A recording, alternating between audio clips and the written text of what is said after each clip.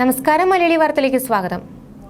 അപൂർവ രോഗമുള്ള കുഞ്ഞിന് ചികിത്സാ സഹായം ചോദിച്ചെത്തിയ അമ്മയും കുഞ്ഞിനെയും നടനും BJP നേതാവുമായ സുരേഷ് ഗോപി അപമാനിച്ചതായി ആരോപണം. കോയമ്പത്തൂരിൽ താമസിക്കുന്ന സിന്ധുവാണ് സുരേഷ് ഗോപിയുടെ മകന് ചികിത്സയ്ക്കായി സഹായം അഭ്യർത്ഥിച്ചത്. എന്നാൽ കളിയാക്കുന്ന തരത്തിൽ ഗോവിന്ദൻ മാസ്റ്ററെ പോയി കാണാനായിരുന്നു സുരേഷ് ഗോപി നൽകിയ മറുപടിയെന്നാണ് ആരോപണം. ഗുരുവായൂർ ക്ഷേത്രത്തിൽ വെച്ചായിരുന്നു സംഭവം. ഗോവിന്ദൻ മാസ്റ്ററെ പോയി കാണാൻ പറഞ്ഞപ്പോൾ ഒന്നും മനസ്സിലാകാതെ വന്ന സിന്ധു ക്ഷേത്രനടയിൽ ഉണ്ടായിരുന്നവരോട് കാര്യം പറഞ്ഞു. പിന്നീട് ക്ഷേത്രനടയിൽ ഉണ്ടായിരുന്നവരാണ് കാര്യം അവരെ പറഞ്ഞു മനസ്സിലാക്കിയത്. ഇതോടെ ആൾക്കൂട്ടത്തിന് നടുവിൽ നിന്ന് കൈക്കുഞ്ഞുമായി സിന്ധു കരയുകയായിരുന്നു. പിന്നീട് ക്ഷേത്രത്തിൽ ഉണ്ടായിരുന്നവരാണ് സിന്ധുവിനെ സമാധാനിപ്പിച്ചത്. തമിഴ്നാട് സ്വദേശിനിയായ സിന്ധു കോടീശ്വരൻ സ്ഥിരമായി കാണുക വഴിയാണ് സുരേഷ് ഗോപി അറിയുന്നത്. ഗുരുവായൂർ ക്ഷേത്ര ദർശനത്തിനിടെ സുരേഷ് ഗോപിയും സംഘത്തെയും കണ്ടപ്പോൾ 2 വയസ്സുള്ള മകൻ അശ്വിനെയും എടുത്ത് സഹായം ചോദിക്കുകയായിരുന്നു. മാസ്റ്റോസൈറ്റോസിസ് എന്ന അപൂർവ രോഗത്തിന് ചികിത്സയിലാണ് അശ്വിൻ. 1 മാസം മരുന്നിന് മാത്രം 50,000 രൂപയോളം ചെലവുണ്ട്. അതിനിടെ മാധ്യമപ്രവർത്തകയോട് അപമര്യാദയായി പെരുമാറിയെന്ന കേസിൽ സുരേഷ് ഗോപിക്കെതിരെ പോലീസ് കുറ്റപത്രം സമർപ്പിച്ചു. കോഴിക്കോട് JFMC4 കോടതിയിലാണ് പോലീസ് കുറ്റപത്രം സമർപ്പിച്ചത്. അതിജീവിതയ്ക്ക് മാനഹാനി ഉണ്ടാക്കുന്ന രീതിയിൽ പ്രവർത്തിച്ചുവെന്നാണ് കുറ്റപത്രത്തിലുള്ളത്. കഴിഞ്ഞ മാസം 26-നാണ് അന്വേഷണ ഉദ്യോഗസ്ഥനായ നടക്കാവ് SI കുറ്റപത്രം കോടതിയിൽ സമർപ്പിച്ചത്. ഇക്കഴിഞ്ഞ 27-ന് അന്വേഷണ സംഘം കോടതിയിൽ കുറ്റപത്രം സമർപ്പിച്ചെങ്കിലും പിശക് കാരണം കുറ്റപത്രം തിരിച്ചയക്കുകയായിരുന്നു. പിന്നീട് പിശകുകൾ തിരുത്തി ഇന്ന് വീണ്ടും സമർപ്പിക്കുകയായിരുന്നു.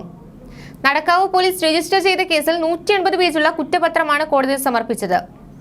മാനഹാനി ഉണ്ടാക്കുന്ന രീതിയിൽ സുരേഷ് ഗോപി പെരുമാറിയെന്നാണ് കുറ്റപത്രം. കേസിൽ ആദ്യം 354A-യും 1-4 എന്നീ ഉപവകുപ്പുകളുമാണ് ചേർത്തിരുന്നത്. ലൈംഗിക ദുസൂചനയുടെ സ്പർശം എന്ന കുറ്റപത്രം ഉൾപ്പെടുത്തിയാണിത്. തുടരന്വേഷണത്തിൽ കൂടുതൽ ഗുരുതരമായ വകുപ്പ് ചേർക്കുകയായിരുന്നു. മാനഭംഗപ്പെടുത്തണമെന്ന ഉദ്ദേശത്തോടെ സ്പർശിക്കുന്ന കുറ്റത്തിനുള്ള 354 വകുപ്പാണ് ചേർത്തത്.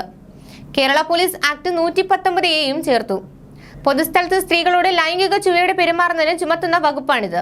ഇതെല്ലാം ഉൾപ്പെടുത്തിയാണ് കുറ്റപത്രം തയ്യാറാക്കിയിരിക്കുന്നത്. കേസിൽ നേരത്തെ നടക്കാവ് പോലീസ് സുരേഷ് ഗോപിയുടെ മൊഴി രേഖപ്പെടുത്തിയിരുന്നു. സുരേഷ് ഗോപിക്ക് ഹൈക്കോടതി മുൻകൂർ ജാമ്യം അനുവദിക്കുകയും ചെയ്തു. കഴിഞ്ഞ ഒക്ടോബർ 27-ന് കോഴിക്കോട് മാധ്യമപ്രവർത്തകരെ കാണുന്നതിനിടെയായിരുന്നു കേസിനാസ്പദമായ സംഭവം.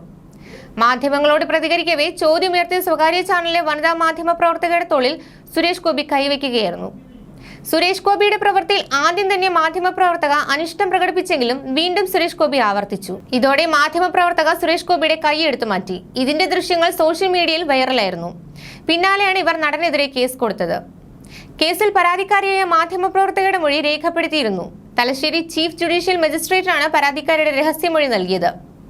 സ്വകാര്യ ഹോട്ടലിലെ ജീവനക്കാരുടെയും സെക്യൂരിറ്റി ജീവനക്കാരുടെ മൊഴിയും പോലീസ് എടുത്തിരുന്നു. കേസിൽ നേരത്തെ നടക്കാവ് പോലീസ് സുരേഷ് ഗോപിയുടെ മൊഴിയും രേഖപ്പെടുത്തി. ന്യൂസ് ഡെസ്ക്, മലയാളി വാർത്ത.